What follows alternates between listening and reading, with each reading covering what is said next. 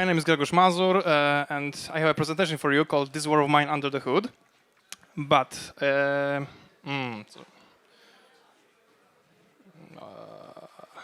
okay. But first of all, who we are? We are LMB Studios from Warsaw, Poland. We entered the market with an Anomaly series of games. It was an inverted tower defense game. But the most important game of ours and the main topic of this presentation is, of course, This War of Mine, which was our latest game. And who am I? I am lead programmer of This War of Mine, and I also made Sleepwalker's Journey previously at the company. I'm also a lecturer at Warsaw Film School, where I teach game programming. And I'm also a musician amateur. I recorded, for example, some guitar parts for This War of Mine. Here's an email to me and my Twitter. If you will have any more questions or just want to talk, feel free to message me. And as I said, the main topic is This War of Mine. So how many of you are familiar with the game? Okay, so almost all of you. So just to be sure that everybody knows what we are talking about, I will show you a gameplay video. Let's jump to this. Okay, because we will talk about gameplay today. For soldiers, war is about victory. For us, it was about getting food.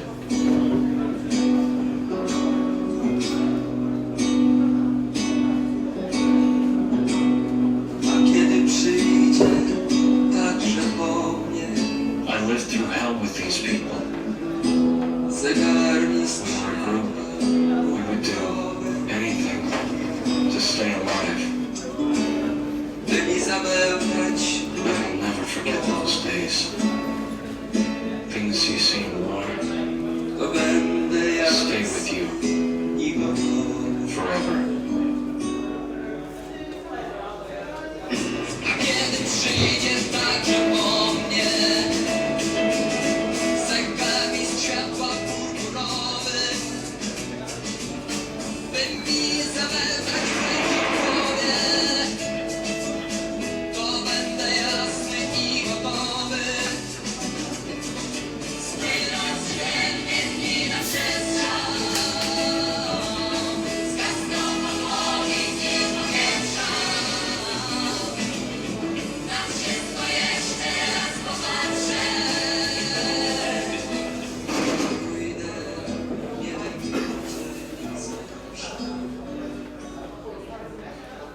Okay, so this is how the game looks like. Jump into the presentation. Okay, so this game or experience, because we used to call it like that, is about civilians trapped in a modern city under siege. So the main topic are civilians. You know, every time when you think or we talk about war gaming, we think about super soldiers who are shooting to each other, tanks, explosions, grenades, and stuff like that. And we wanted to make something completely different to show the other side of the war, where regular people like me, like you, are struggling to survive. And those people, of course, have to face hunger, diseases, violence. They have to get food, have to get some meds, and they need to survive. So their main goal is to survive, and it's our main goal in a in a game. So we focused on that because every time, most of people don't remember about that war are always happening somewhere in the world, and people are suffering about it. So suffering because of that. So we wanted to show it in a game, and this presentation won't be focused on a high-level design, how we raise the emotions in players, for example, because raising emotion is the most important part, the best part of this game. So I won't talk about that. I will talk about how we implemented this. So it will be rather about low-level design, a bit of programming, a bit of art. So it won't be just programming. It will be more about way of implementing things. Okay. So, but first of all, let's start with a production process. It took us like 2 years of development to make This War of Mine. And what's really interesting about this is that This War of Mine wasn't our first idea. So This War of Mine prototype wasn't the first attempt to this topic. So we were doing prototype of another game which was quite similar in the gameplay, but had completely different theme and story, and it was all about different things. So we are doing completely different game. We spent like I think half of a year on this, and gameplay was good. It was really fun to play it, but it lacked some depth, some deep topic, and it wasn't enough for us. And one day our CEO came to the studio and told that he read an article which was Diary of a Man Who Survived Siege of Sarajevo, and he was describing things like getting food, like getting things to survive, how they were getting water to drink. For example, he was talking about that they couldn't left buildings during the day because there were snipers shooting at people, so they were going outside only at night, and all of this are in a game. So we decided, hey, let's make a game about it. So it's a great topic. We should talk about it because this is a topic which was never used in a game or in a big game which was succeeded. So we thought it's a great idea to make a game. So we took that gameplay prototype we had, we reworked it. Of course, we trashed some things, and we done it from the beginning. And that's how this War of Mine prototype was made. So I think the most important lesson from that is that we shouldn't stick to our first idea too much, because the first idea isn't the best at most times. So we should, let our ideas evolve, and we should work on this, and we should be, brave enough to take a step back to then take a few steps ahead. So. And we do this with all our games in Innovative Studios. The same with was Anomaly series, which I think there was 3 prototypes to create the final gameplay concept. Same with Sleepwalker's Journey, and same with this War of Mine. So it was quite long road to work on this idea to get the final prototype, from which we stepped into production. Okay. So what about team? There were 4 guys at the very beginning. There were 2 key guys who were, of course, from the very beginning. It was Michał Drozdowski, design director, and Przemysław Marszał, art director. There were 2 key guys who were, holding the production in a one piece. They were, holding a vision. And at the very beginning, it was also programmer. It was me and the additional designer, Kasper Kwiatkowski, who's sitting here. So we started the game with just 4 guys, and we were working in that team also on that very first prototype, which wasn't actually this War of Mine at the beginning. And of course, when we are prototyping the ideas for gameplay, for story things and emotions, we were adding additional people to the team, and we are growing and growing to grow to final team of 12 core guys. So it was a team who was working day by day to the end of the production. And of course, there was, I think, maybe 12 more guys in the studio who were helping us from time to time, and many people on the outsource. But the core team was 12 guys. It was 3 actually programmers, and maybe 5, 6 designers, and the rest was artists. Okay, people often ask about our technology, how we program these things. We use our own technology. It's Liquid Engine. It's an engine that was written some years ago by our CTO, and we develop it further with every next game. So we ported this engine for almost all possible platforms, and we try to port it with every new which is coming to the market.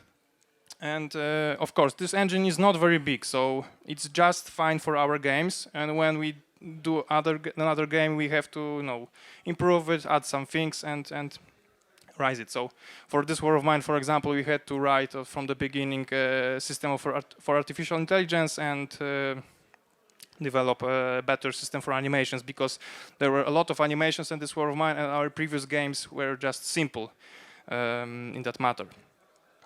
So we are working on it, and it's quite good, because every time when the new platform comes in and we want to port our engine there, thanks to this, it's not very big. We can port it really, really fast, like 2 weeks, 1 programmer. So it's really cheap and easy. And every programmer, after I think 2 years of work, knows everything about the engine. So it's also very good. We can adapt it to our needs in very short time. Okay, this is a screenshot from our editor. It looks like every game editor. So it's nothing new for us, for you.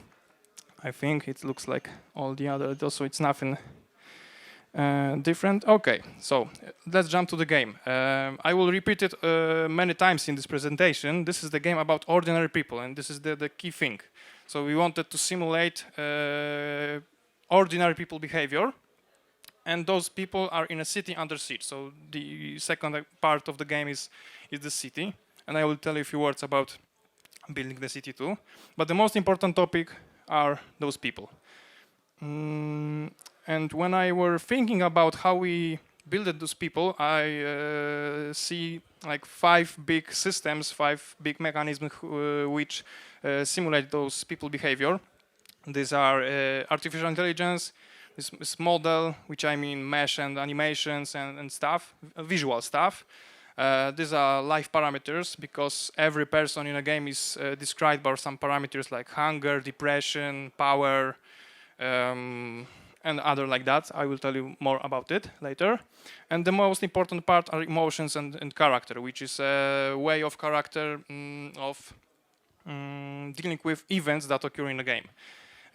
It's like a reaction to events, both those caused by player and caused by world, by game itself.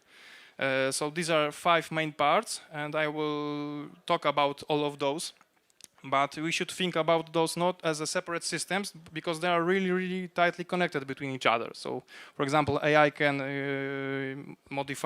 can affect model, life parameters can affect emotions, and emotions can affect also model, for example, animations. So these all are really tightly connected.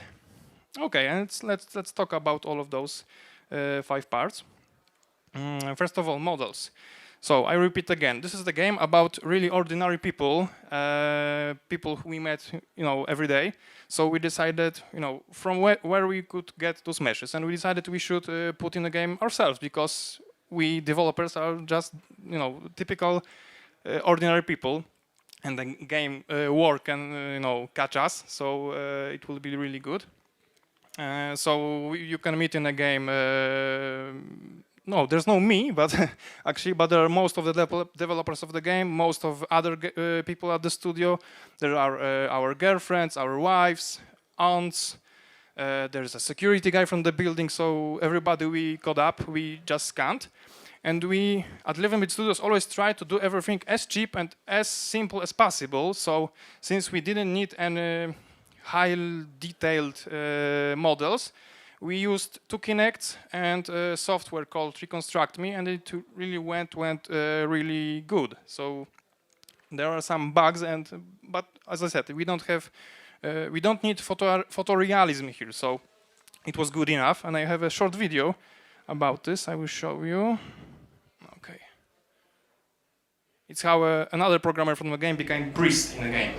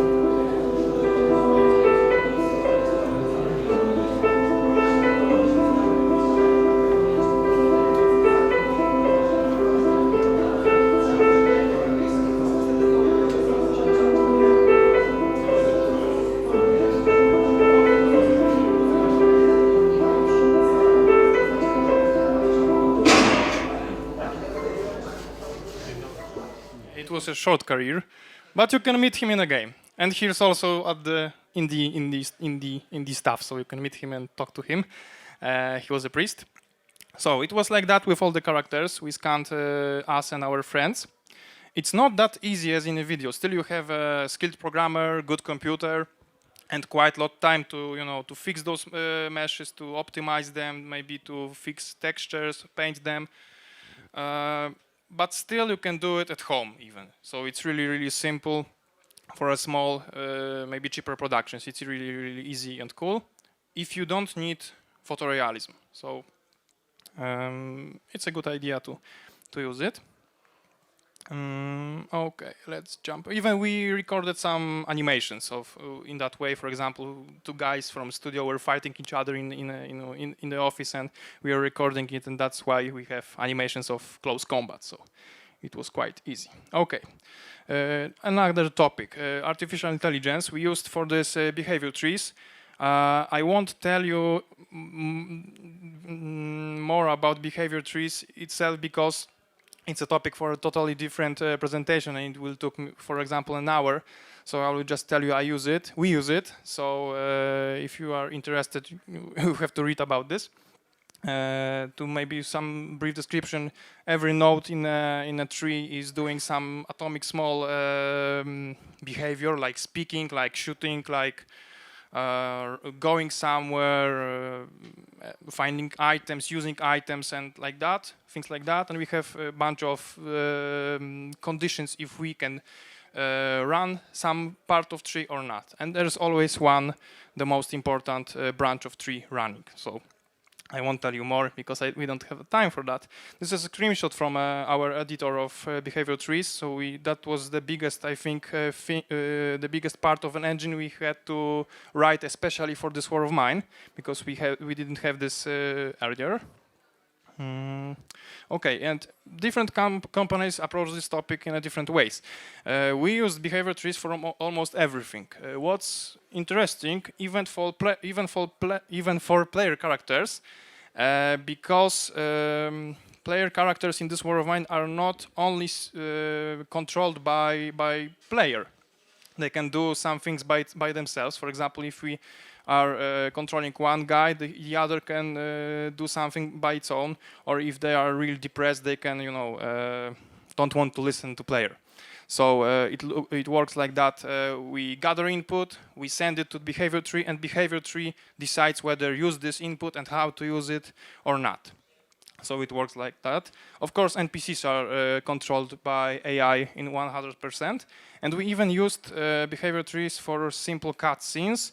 It's not a great idea, but those cutscenes, there were not many of those. They were really simple and short, like sequences of behaviors. So it went okay, but if we had to make some more of those cutscenes, they would need to be more complicated. It would be a really bad idea to use those trees because it's hard to do this. So better we should use some some editors for especially cutscenes. And since there were only 2-3 programmers at this war of mine, we couldn't have one programmer dedicated only for AI. So it was the designer's task to build those trees, to configure them to achieve specific behaviors that we wanted. So the programmer, it was me, was just preparing all those nodes. We had like more than 100 types of those nodes. Every node can be, configured in a specific way, and it was designer's task to build whole tree and configure it and then debug it if needed, and to build all those behaviors we had to achieve. So there was one designer dedicated only for this, and the other 2 designers or 3 were helping from time to time on that topic. And first of all, we created a large library of small trees, which every of them were doing some simple behaviors, like, for example, tree of trading, tree of close combat, of distant combat, of retreating, of running away, of, I don't know, calling for help. So these were like many of those small trees. And then when we are creating AI for specific NPC, we are just taking those small trees, connecting into a bigger tree, and configuring all those trees, and it worked quite well. So it was our approach. There were even more details about it, but I will go back to that topic when we will talk about building of scenes and building of the world, because it's still connected with artificial intelligence. Okay, next topic, life parameters. Every person is described with several parameters like hunger, power, wounds, or sickness, or many others. Every parameter is just a number. So it's from example from 0 to 100, and the bigger parameter is it's the worse. So if a person becomes hungry, the parameter of called hungry is rising, and at some point person can die because of being hungry. But it's not that simple. First of all, we needed to implement some mutual influence between parameters. So for example, if we are really hungry, then our depression is rising. And if it's getting cold, then we can become sick. So all parameters could affect each other in some defined way. And what about telling player what value of parameters we have? So we are translating parameter values to a person state. Person state is for example, just caption string which is describing the state. So every parameter is divided for some parts, some intervals. For example, we can have 5 levels of being hunger, and it depends on which value of the hunger we are, then it's a specific level. For example, it's written on a description of a person. Here we have Pavlo, who is slept poorly and hungry. So I think he has a hungry parameter on level like 20, 30, or 40, something like that. But we never tell the player about those numbers. So we always wanted to tell it in a human way, not a game way, because we wanted to achieve to rise those emotions and feel players that these are real people, and not that just a bunch of numbers and equations. So it was the only way that we were telling player about those parameters. Not only way, but one of those. But we never were talking about specific numbers. So there we were describing parameter values by person states. And it was also affecting animations, but I will tell you about it in a few minutes. And there is also another system we implemented. This is the deterioration of states. So every state, if a parameter is on a specific state, it can rise for just being in that state. For example, if you are not wounded, then we will not become wounded from just being not wounded. So we have to fight with somebody. But if we are, for example, I don't know, slightly wounded, then if we won't do anything about it, the parameter will rise by itself, and we will become more wounded, and we will just die. So just like reality, if you don't do anything with a bad state, it will become worse. So it was also thing that we need to implement, and I will show you an example configuration of one of the parameters. It's actually directly from the game. It's a script in Lua, which is a description of parameter wounded for this example. So I will skip the things that are not important for this talk, but for example, it's from 0 to 120, and every 20 is another parameter level. So this parameter is from 0 to 120, and we have like 6 levels. And on last level, you of course die. And with every level, we are describing how it affects other parameters. As I said earlier, every parameter can affect others. So for example, if we are wounded on level 3, the power is lowering by 40, and there is a smaller shot probability multiplier. It's harder for us to shoot someone. And there's another parameter, weapon cooldown, which is it's never mind. It's just it's getting more hard to use the weapons. So we can die at 5th level, and there's also another array. It's called tick. It describes how the parameter can change itself during the next days. So as I said, if we are on the wounded on level 0, then wounded will not change. But if we are with wounded on level 1, then wounded will rise with value of 7 every next day. So after 2 days, it will rise by 14, and so on. So it will getting worse if we won't do anything with this. And the last part is really important because it's another way of telling player what's the value of every parameter. It's a table called animation tags. With every level of parameter, we can write some tags which are sent to the animation system. And the animation system works like that. If we want to play a specific animation, for example, walking, the system looks what animation tags are added to that person and tries to choose the most fitting animation, the most fitting version of animation, because most of our animations had many variants. Like walking can be, standard walking and walking while we are depressed.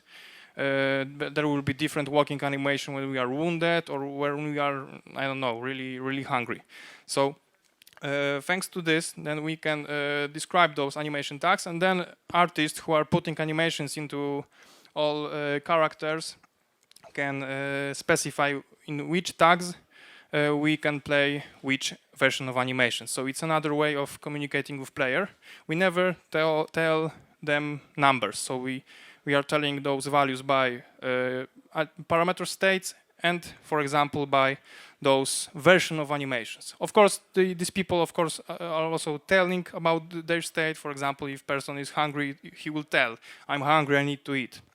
So there's another way of communicating, and it's done directly in a behavior tree of a player. So it's one of those things that are implemented in a player character's behavior tree. Okay, so that's about live parameters. The most important and the hardest to balance thing was emotions. It's a quite big system on every player characters. It's a way of people reaction to events.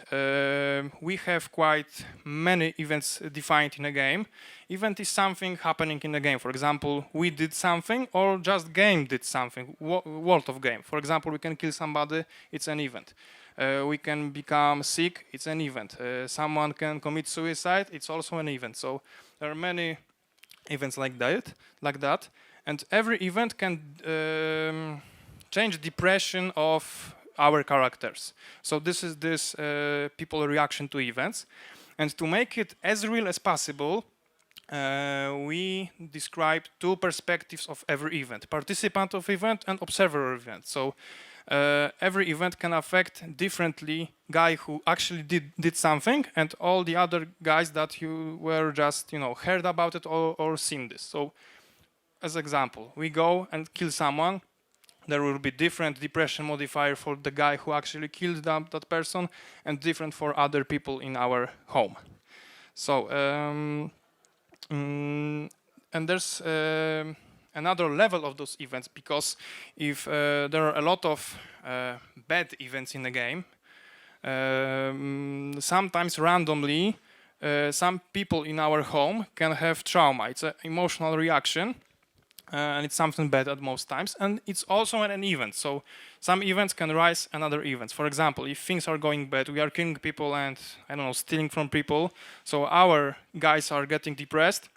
And for example, one of them can have trauma one day and commit suicide, or just become addict to alcohol, addict to smoking cigarettes, or he can run away from our home or steal things from us and run away. So there are quite many of those reactions. And these are also events, and all the other people can react to those.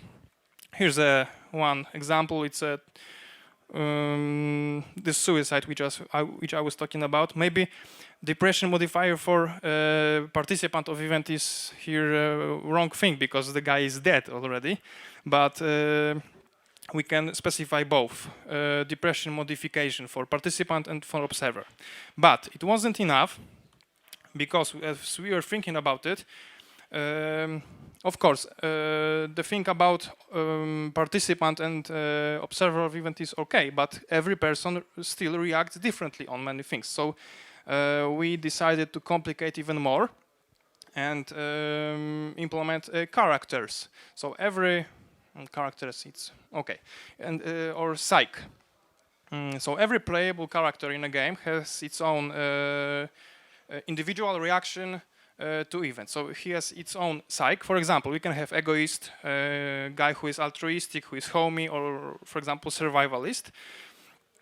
So with every those two perspectives, you know, participant and observer, we divide it once again, and write a different depression modification for every of this cycle. So it's really getting more realistic, and it was still not enough because every people change. So we decided that the character, the psyche of every playable character should change with a game if we do some things which are, you know, bad. So every character can change, and we have something like called psych modifiers. So for example, guy who is altruistic can become apathic. Guys who is egoist can become apathic or aggressive, and there are a lot of combinations. And those psych modifiers are added to a player when he have trauma, about which I was speaking about in a few minutes ago. So it's another level of complication. So we have many events. Every of those events have division on observer and forgot the word, and participant of event. And in those divisions we divide it on different characters and even on different character evolution. So everybody can have completely, maybe not completely, but slightly different depression modification. Why we did it? Because these are quite simple rules, but there's a lot of data, of course. There's a lot of those numbers, but the rules are quite simple. So if we have every time, for example, different sets of characters in a game, and we will do something even slightly different or even in a different sequence, for example, once we will kill someone, once not, and then every time when we will play, we will have a different emotional reaction of people, and thanks to that we will have different story in a game. So when you will play by yourself or just, I don't know, maybe watch some YouTube let's plays, you can see that everybody has completely different story in a game. So there are different events that occur. If we do something differently, then guys will react differently, and we have to adapt to those new conditions, new condition in a home. So it really went good, and it's really close to reality. So we are happy with this system because it worked quite well, but it was really hard to write all those data, because if we had so many events and so many, you know, character evolution, then there were thousands of those depression modifiers. And first of all, we are trying to configure it by those, you know, windows in the editor, and it was quite impossible to balance this. So we did really easy thing. We decided to load it from datasheets, because it's really easier to balance and to write those numbers in a, you know, big sheet, big matrix of modifiers, and then just, you know, import to the game and use it. So it's really easy thing, and I regret that we didn't use those datasheets for all configurations in the game. For example, for items, for AI, maybe even for other configurations, because it's really nice tool. And it's even cooler because a designer can implement his own rules and way of calculating those numbers by himself in a sheet. So we don't need a programmer at this moment. If a designer have if he will think about a new rule, he can write this, you know, simple equation, apply this to many cells in a sheet, and it will just work. And then we will load to the game, and everything is fine. So it was the only way to configure and balance this, and I hope that we will use datasheets for our configurations in our next games, because it's really far easier. Okay, so let's jump to the topic of world. How we are building scenes. It's also connected with AI, but I will tell you in a moment. We always separating the work of designers and artists when we are building scenes, because both of departments are thinking about completely different things. And first of all, we are always prototyping every scene, every level we do.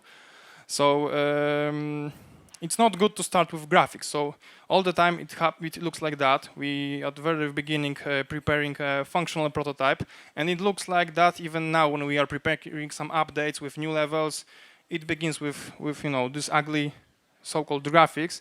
These are placeholders, of course, but it's a functional prototype. We can here test if the level is good from a tactical point of view, if we can fight in a proper way here, if we can walk here, and if rooms are enough big or enough small to tell specific story, because every level has to have its own story background. So we always begin with that, and designer just can stretch those walls and floors in a way that he wants, or just duplicate it. It doesn't matter how it looks. It's important that it works.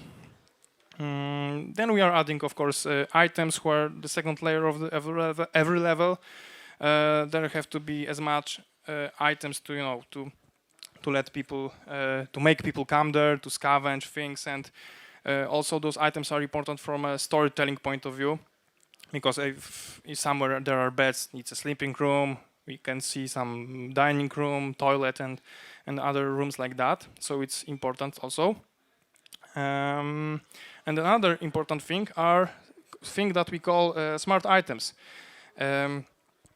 I told you that when we are preparing NPCs AI, we are building those big trees from a bunch of small trees that every of them was describing some simple behaviors.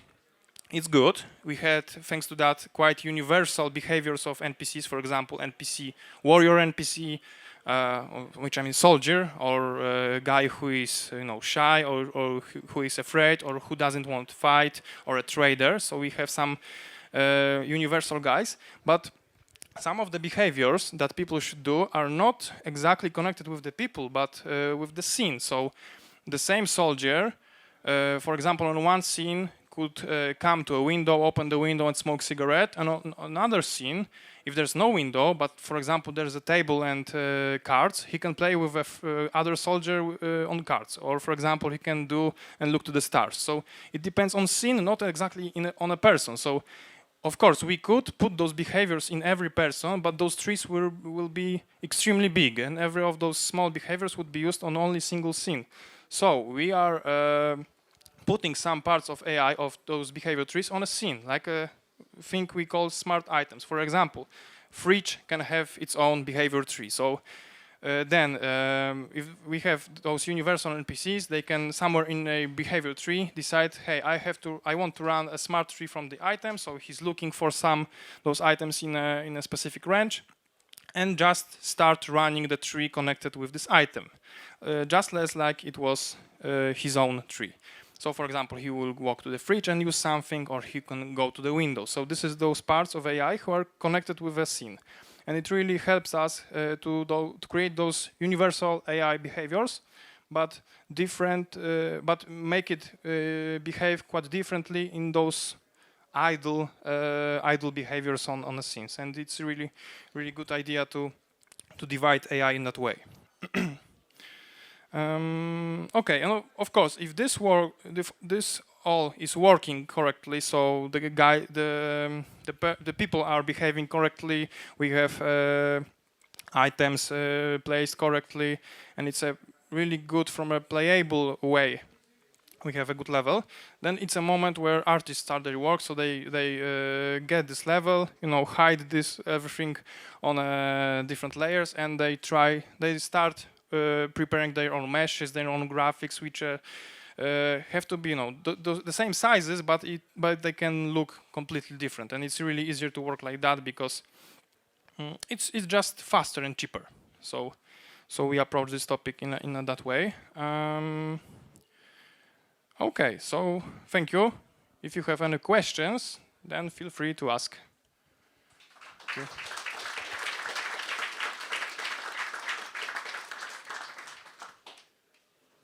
Do we have questions? How long were you developing this game? I'm sorry? How long were you developing this? It was 2 years. So 2 years to a premiere, and for now it's like more than a half year of further support. We are doing some updates. We are porting the game on other platforms, and we'll still work on it, I think, to the end of this year. Maybe more, I don't know at this moment. A question. Okay. A question about the smart items. Yeah. How do they really work? Because they try to somehow override the logic of the character, or because, for example, the fridge as a smart item object, or how they call it. Try to launch an animation of opening the fridge. So I assume that if you have that object, you have to prepare all opening fridge animations for all the characters. Or if the character didn't have that animation, it simply didn't work. When we are doing animations, we are assuming that every character has this animation. So if we had, for example, animations of opening a fridge, then we are preparing variants for example, for a male, for a woman, for other people who behave differently. So every character has to have all of those animations. So it's not a problem. And technically, it looks like that we put those this tree from smart item and just run it as it was like part of the big tree of a character. So it's just copied to this tree. So there have to be plate animation on a fridge on a character, and it works like that. There was a question there. I'm sorry, I'm not. Have you devised some general method for interrupting looping behaviors, like for example soldier is playing cards, the player walks in, so soldiers got to exit his playing cards, algorithm, and return to decision, right? There is some general method of doing this, or From a point of view of AI or animations or Lua code. I'm sorry? Lua code. Lua? No, this behavior trees, right?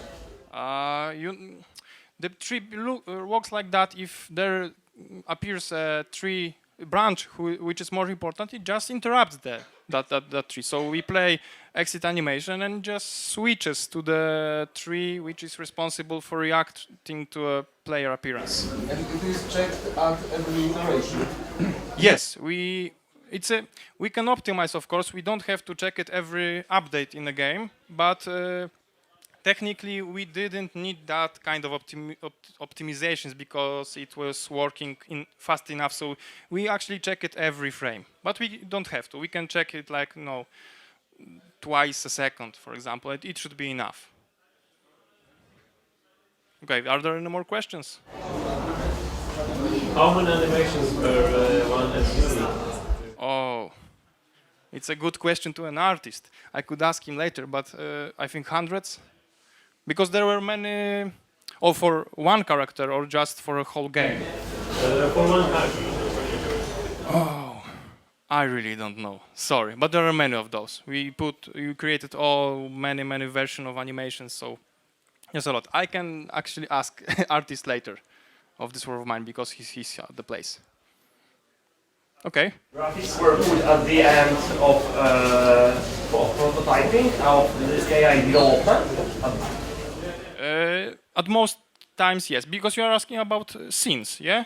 So if a specific level is working correctly from an AI point of view, this was the moment to put graphics, because sometimes when we are putting characters in a level and they had AI, we are seeing some problems from, for example, of sizes of rooms, because room can be too small for a combat or too big. So after pass of creating AI, we still had to fix the level in a construction. So it was, at most times, it was done before doing graphics. Of course, at most times we had to, after doing graphics, still fix the level. It happens sometimes, but it's many iterations. But most of works from the design point of view are done before graphics.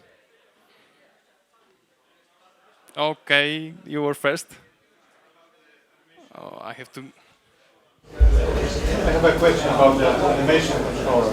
Okay. Let's say that we have two tags, one wounded and one depressed. I don't recall it from the game, so. So what happens next? Do you decide that one of the tags is more important, or do you leave Yes. them? Yes and no. Yes, most of yes. Who decides who on your team It's design those relationships? It's something that a guy from artist of animations do, because he knows what's the all animation tags possible in a game on every person, and if he prepares specific animations, he can tell if there's this tag, then there will be this animation, if this will be that tag. We don't have this animation, so or don't need, so we are not putting this. But if there are more possibilities, then we can prioritize every possible connection if we need to. But we still can have even different animation if we have two tags at the same time. So if we are wounded and depressed at the same time, we can have different animation than if we are just wounded. So the artist has some mapping. Yes. Artist, when is defining single animation, he can then write a table of variants for every combination of tags that you want to. Because not for every combination, not for every animations we need this. But every time when he needs this, he can configure it. And it's a work of artist. Okay? Is the psychological system based on real psychological research or just outright? We were doing some researches. Of course, we had to do some simplifications still, because it's really impossible to do it just exactly like in reality, because still we had to have the impact on the player that we wanted to have. So we did some research, but and we based this implementation on this, but it still need to click like a game. So okay, are there any more questions?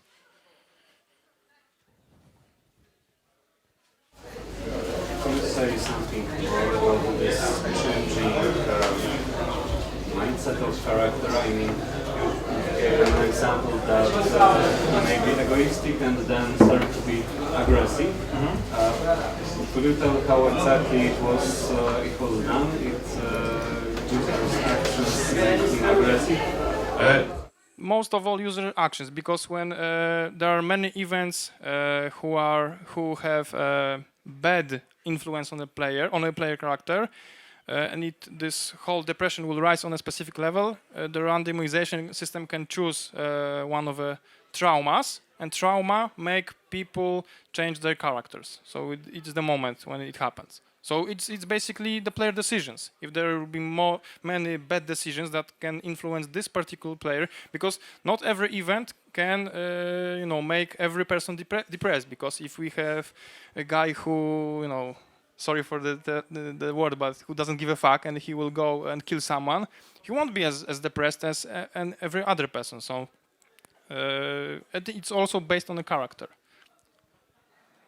I'm not sure if I answered the question. You answered my question. I'm just wondering if it was how much it was simplified. It was like each action can cause exactly one trauma, for example. No. It was like if there are many enough events. So it was never like only single action. So every event, as I said, changes depression. So if there is a big depression change for a person from many events, then trauma can occur, and then we change a character for a person.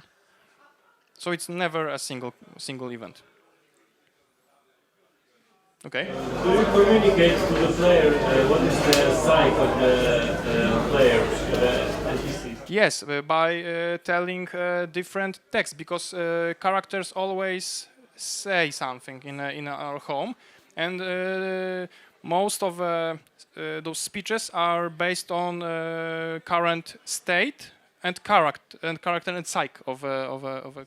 You don't tell them that this character is aggressive. The player needs to read the dialogues and. No, we never write someone is egoistic or aggressive. You have to see it by behavior of a character, by those speeches, or just by a trauma.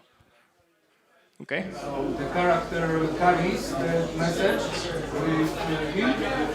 So player kills the guy. He returns to his base, right? And there's a clause which says, you kill the guy, check if you are home, tell others that you killed the guy. And yes, if someone will do something on during the night outside the home, the other guys will know this only if we will come back, and we assume that he tells them this. So if someone because we can be late. If you won't come back before specific hour, the guy is late, so he's not during the day in the home, and the guys don't know about it at the moment. So those events are passed to the all players, to all characters when he comes back. If he comes back, of course, because if he won't come back, he will die, for example. The guys will not know if he killed someone, they will only know if he's dead. Did you have any in-house debugging tools for this character stuff? We have a debugger tool for artificial intelligence, and for psych and those things emotional, we just print values on a debug console, and we try to read those data and debug it. Okay, there are more questions? I don't know if we have time. We have still time if you have questions. Okay. Does events scan through the room, through the level, let's say, and there is assumed that each character in the level is affected by an event, or they have some kind of range? Every event is affecting all characters. It's simple as that, because we assume that those guys are talking with each other, so everybody knows about everything. What are they doing? And sound awareness. Sound awareness is this kind of event too? No, sounds are a completely different system, and sounds doesn't work at home. They are just working during the night when we are, in a stealth mode. Then if we will do sound, we can, warn enemies or something like that. So it's not an event. It's not like that. Okay. About the randomization, so for example, after specific action, you have 20% for getting trauma, or just that there are so many possibilities that it's not the case? We don't randomize everything. For example, trauma is randomized, so it's randomized if trauma will occur and what trauma will occur, so it's randomized, but from the emotions, every other things are not randomized.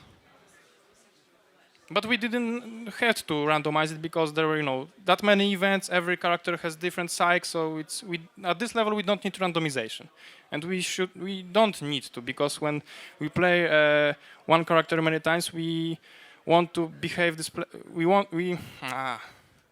want it to achieve, behave the same. Yeah, this one single character. Okay, any more questions? Okay, thank you very much.